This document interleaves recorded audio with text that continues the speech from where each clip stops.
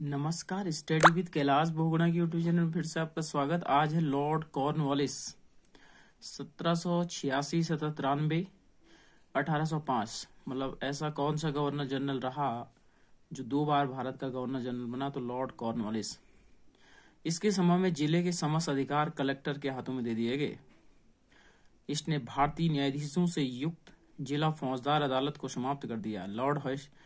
Lord Hasting ने बनाए थे ना जिला फौजदार अदालत, किसने समाप्त कर दिए? लॉर्ड कॉर्नवालिस ने।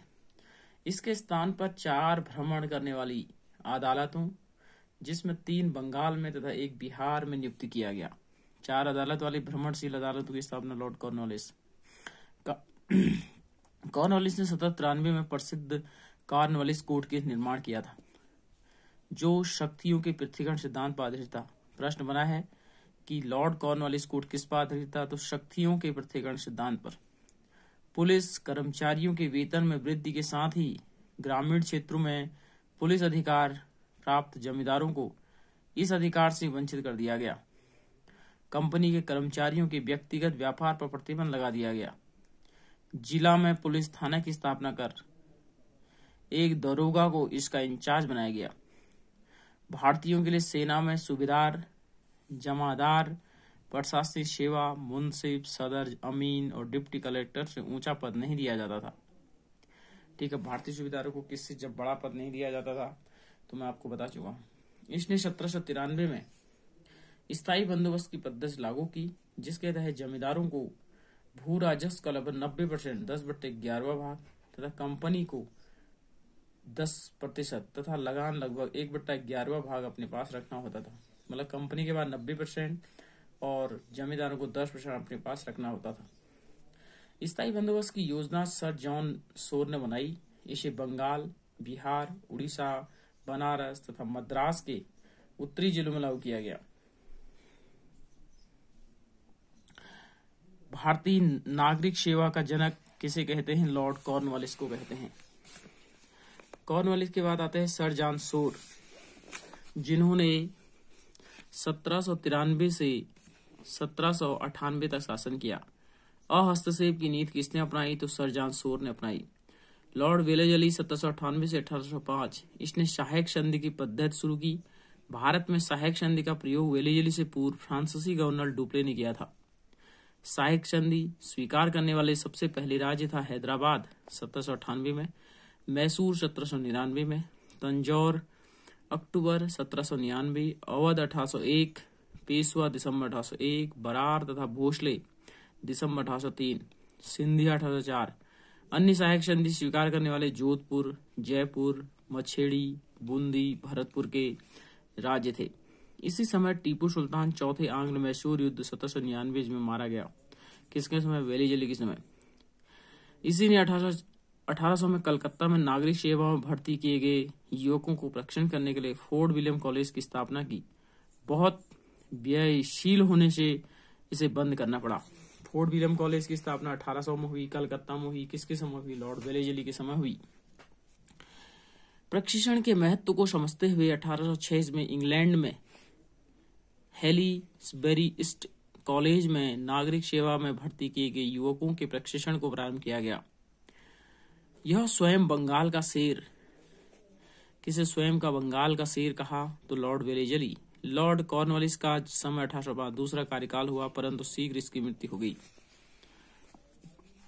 सर जॉन बालो 1805 से 1807, 1806 में वेल्लूर में हुए सिपाही विद्रोह इसके काल का महत्वपूर्ण घटना चक्र है।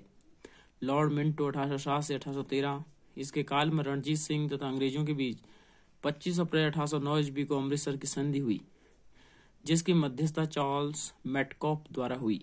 इसी समय चार्टर एक्ट 1813 पास हुआ। लॉर्ड हेस्टिंग 1813 से 1823, इसी के समय आंग्ल नेपाल युद्ध 1814-16 ईस्वी में हुआ। नेपाल के अमर सिंह थापा को आत्मसमर्पण करना पड़ा। मार्च 1816 में अंग्रेज और गोरखों के संगोली की संधि के द्वारा आंग्ल नेपाल युद्ध समाप्त हुआ। इसके समय में पिंडारियों का दमन कर दिया गया। पिंडारियों के प्रमुख नेताओं में वासिल मोहम्मद, चीतू और करीम खां थे। ये तीनों बहुत बार आया है कि मोहम्मद वासिम मोहम्मद चीतू और करीम क्या थे, तो पिंडारियों के प्रमुख नेता थे। इसने मराठों की शक्ति को अंतिम रूप से नष्ट कर दिया। इसने प्रेस पर लगे प्रतिबंध को समाप्त कर प्रेस के मार्गदर्शन के नियम बनाए। इसके समय 1822 में टेरेंसी एक्ट या काश्तकारी अधिनियम लागू हुआ। बहुत बार आया है किसके समय टेरेंसी एक्ट या काश्तकारी अधिनियम लागू हुआ, तो लॉर्ड हेस्टिंग के समय। लॉर्ड हेस्टिंग के बाद आता है लॉर्ड एमहेस्ट 1823 से 28। इसके समय प्रथम आंग्ल वर्मा युद्ध 1824 से 26 में लड़ा गया। 1826 में वर्मा और अंग्रेजों के बीच यांडूप की संधि हुई। 1824 में बैरकपुर का सैन्य विद्रोह भी लॉर्ड एमहेस्ट के समय हुआ।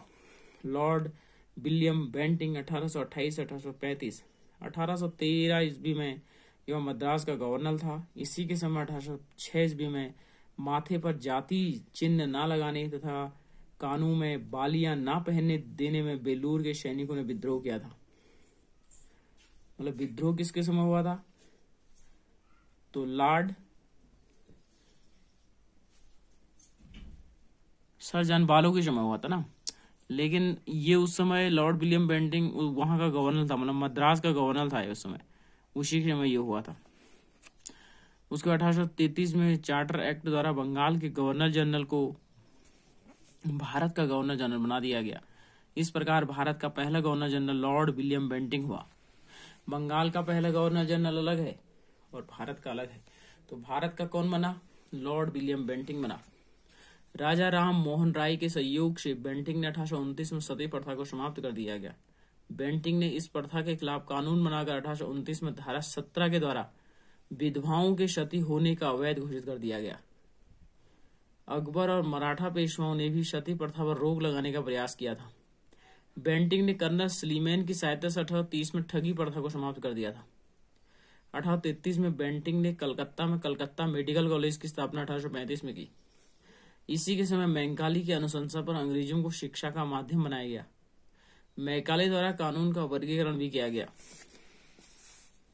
बेंटिंग ने 1831 में मैसूर तथा 1834 में कुर्ग और मध्य चेर को हड़प लिया था।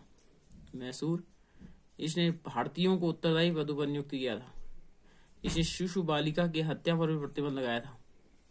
विलियम बेंटिंग की बात होती है। उसके बाद आता है चार्ल्स मेडकॉप 1835 से 1836। इसने अपने 1 वर्ष के कार्यकाल में प्रेस पर नियंत्रण हटाया, इसलिए इसे भारतीय प्रेस का मुक्तिदाता कहते हैं। किसे भारतीय प्रेस का मुक्तिदाता कहते हैं, चार्ल्स मेडकॉप। मेडकॉप के बाद आते हैं लॉर्ड ऑकलैंड 1836 से 1842। इसके समय की सबसे महत्वपूर्ण घटना प्रथम आंग्ल अफगान युद्ध 1839 से 42। 1839 में इसने कलकत्ता में दिल्ली तक ग्रैंड ट्रंक रोड की मरम्मत करवाई थी। ग्रैंड ट्रंक रोड शेरशाह ने बनवाई थी, मरम्मत लॉर्ड ऑकलैंड ने करवाई थी। इसी के समय भारतीय विद्यार्थियों को डॉक्टरी की शिक्षा हेतु विदेश जाने की अनुमति ब्रिटिश संसद से प्राप्त हुई। किसके समय, लॉर्ड ऑकलैंड के समय। फिर आते हैं लॉर्ड एलिनबरो 1842 से 44। प्रथम आंग्ल अफगान युद्ध समाप्त हुआ था लॉर्ड एलिनबरो के समय। सिंधु को अगस्त 1843 में पूर्ण रूप से ब्रिटिश साम्राज्य में मिला लिया गया लॉर्ड एलिनबरो के समय। दास प्रथा का उन्मूलन लॉर्ड एलिनबरो के समय एक्ट 5 में किया गया। रविवार की छुट्टी की शुरुआत 1843 से शुरू हुई। लॉर्ड हार्डिंग 44 से 48। इसके काल की सबसे महत्वपूर्ण घटना प्रथम आंग्ल सिख युद्ध 1845 से 46। इसे अंग्रेज विजय हुए। इसने नरबली प्रथा पर प्रतिबंध लगाया था। उसके बाद आता लॉर्ड डलहौजी 1848 से 1856। दिल्ली द्वितीय आंग्ल सिख युद्ध 1848-49 तथा पंजाब का ब्रिटिश शासन में मिला 1849। जगत प्रसिद्ध विशिक राज्य का प्रसिद्ध हीरा कोहिनूर महारानी विक्टोरिया को भेजा गया। द्वितीय आंग्ल वर्मा युद्ध 1852। लोअर वर्मा और पीगू को अंग्रेजी राज में मिला लिया गया। डलहौजी ने सिक्किम पर 2 अंग्रेज डॉक्टरों के साथ दुर्व्यवहार का आरोप लगाकर 1850 में उस पर अधिकार कर लिया। सिक्किम को 1850। 1852 में इनाम कमीशन की स्थापना की गई। इसका उद्देश्य भूमिकर रहित जहांगीरों का पता लगाकर उन्हें छीनना था। डलहौजी का शासनकाल उसके व्ययगत सिद्धांत डॉक्ट्रिन ऑफ द लैप्स के कारण अधिक याद किया जाता है। इसी नीति के तहत अंग्रेज साम्राज्य में विलय किए गए अनेक राज्य थे। पहला सर्वप्रथम सतारा था 1848, दूसरा जैतपुर, बुंदेलखंड, संबलपुर, उड़ीसा 1849, बघाट हिमाचल प्रदेश 1850, उदयपुर मध्य प्रदेश 1852, झांसी 1853, नागौर 1854, लास्ट में 1856 में अवध को कुछ शासन के आरोप में अंग्रेजी राज्य में मिला लिया गया। उस समय अवध का नवाब वाजिद अली शाह था। तो कल हम लॉर्ड डलहौजी के अन्य बिंदुओं को पढ़ेंगे। तब तक के लिए इजाजत दीजिए। नमस्कार।